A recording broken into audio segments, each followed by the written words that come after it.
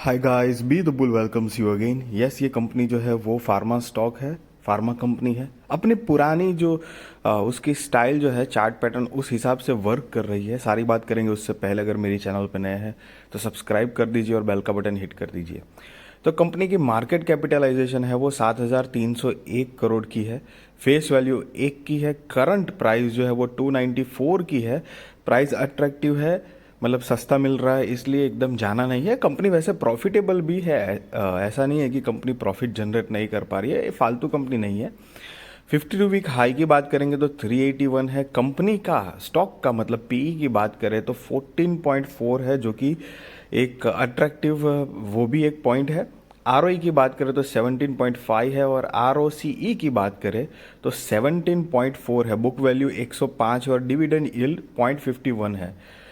Company के promoters की बात करें तो दिसंबर 2022 के हिसाब से 42.02% का स्टेक रखते हैं। एफआईआई 23.66% का स्टेक रखते हैं। डीआईएस की बात करें तो 4.75% का डीआईएस के पास स्टेक है और पब्लिक की बात करें तो 29.56% का स्टेक पब्लिक के पास है। यहाँ पर दो बहुत अच्छे पॉइंट है। कंपनी पुरानी है, काफ़ी पुरानी है, तो उस हिसाब से प्रमोटर्स आर स्टिल देयर और एक रीजनेबल डिसेंट अमाउंट में है, मतलब 42% के हिसाब से। और एफ खास तौर पे 23.66% है। ये एक हौसला देने वाली बात है। हालांकि कंपनी का शेयर जो है अपने ऑल टाइम हाई से काफ़ी करेक्ट हो चुका है ये शेयर भी। कंपनी की अगर वहीं पर सेल्स की भी बात करेंगे तो मार्च 2013 में 761 करोड़ का सेल था, जो कि बढ़कर ट्रेलिंग 12 मंथ्स का हो चुका है 4,346 करोड़ का। मतलब कंपनी जो है ये definitely year on year basis पे एक अच्छा ग्रोथ कर रही है। ये मैं आपको जो 10 साल का रिकॉर्ड जो दिखाता हूँ, 8 साल का रिकॉर्ड दिखाता ही इसलिए हूँ क्योंकि इन्वेस्टमेंट की बारी आती है तो हमको लॉन्ग टर्म का कंपनी का प्रोग्रेस जो है वो देखना बहुत ज़रूरी हो जाता है। नेट प्रॉफिट की भी वहीं पर बात करेंगे तो 33 करोड़ था, जो कि बढ़कर हो चुका है 508 करोड़ रुपए। आप एक साल पीछे जाएंगे तो 413 करोड़ रुपए था और उसके भी एक साल पीछे जाएंगे तो 549 करोड़ था। तो मतलब 2020 में 550 करोड़ के आसपास था, जो कि कम हुआ था 21 में 419 करोड़ के आसपास, लेकिन वापस बढ़कर 508 करोड़ हुआ है। That is also good sign. Company के रिजर्व्स और सरप्लस की बात करेंगे तो 2022 के हिसाब से 2,493 करोड़ का कंपनी के पास रिजर्व्स एंड सरप्लस है, जो कि 5 साल पहले 1,252 करोड़ का ही रिजर्व्स एंड सरप्लस था। तो कंपनी रिजर्व्स डेफिनेटली बढ़ा रही है। ये कंपनी के ऊपर लॉन्ग टर्म और शॉर्ट टर्म बोरोइंग है, अच्छी खासी है, बट कंपनी पुरानी है, बिजनेस भी अच्छा करती है, फार्मास्यूटिकल कंपनी है। टोटल असेट की बात करेंगे तो 2022 के हिसाब से 4,372 करोड़ का है, जो 5 साल पहले 2,605 करोड़ ही था कंपनी के ऊपर। वहीं पर लॉन्ग टर्म बोरोइंग की बात करेंगे तो 5 साल पहले 433 करोड़ की लॉन्ग टर्म बोरोइंग थी, जो अभी कम होकर 233 करोड़ है। शॉर्ट टर्म बोरिंग की बात करें तो 5 साल पहले 525 करोड़ थी, जो बढ़ चुकी है 813 करोड़ की हो चुकी है। अब ये जो कंपनी है वो ग्रैन्यूल इंडिया है।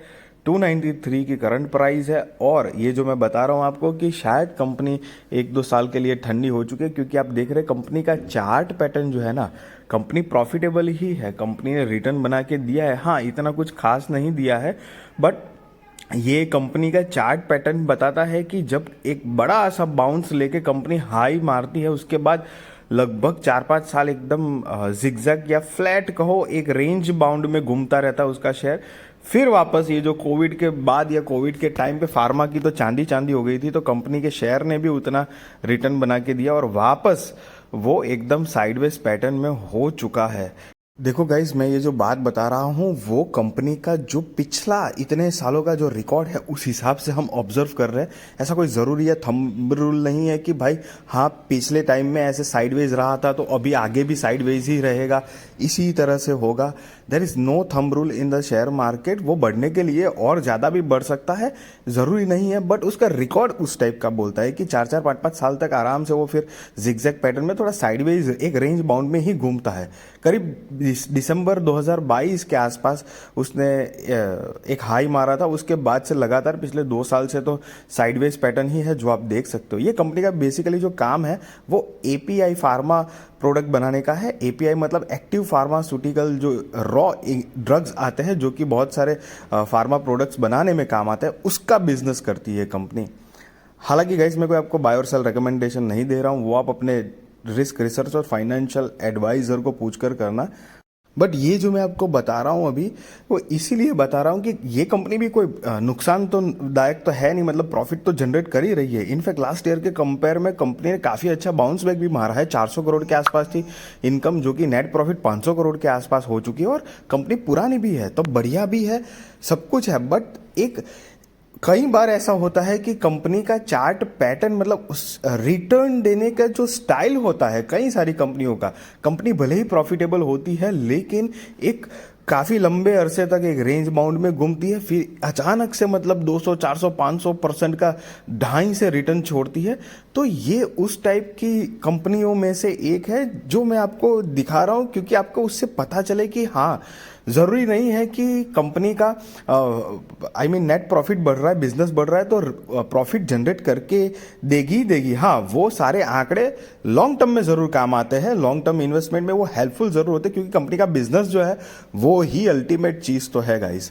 तो आई होप गाइस कि ये मेरी इन्फॉर्मेटिव वीडियो, जो नॉलेजेबल वीडियोस आपको अच्छी लगी होगी। मेरी वीडियो को लाइक करिए, शेयर करिए, सब्सक्राइब करिए। अगर मेरी चैनल पर नए हैं तो सब्सक्राइब करके बेल का बटन ज़रूर हिट करिएगा। Thank you so much guys for watching.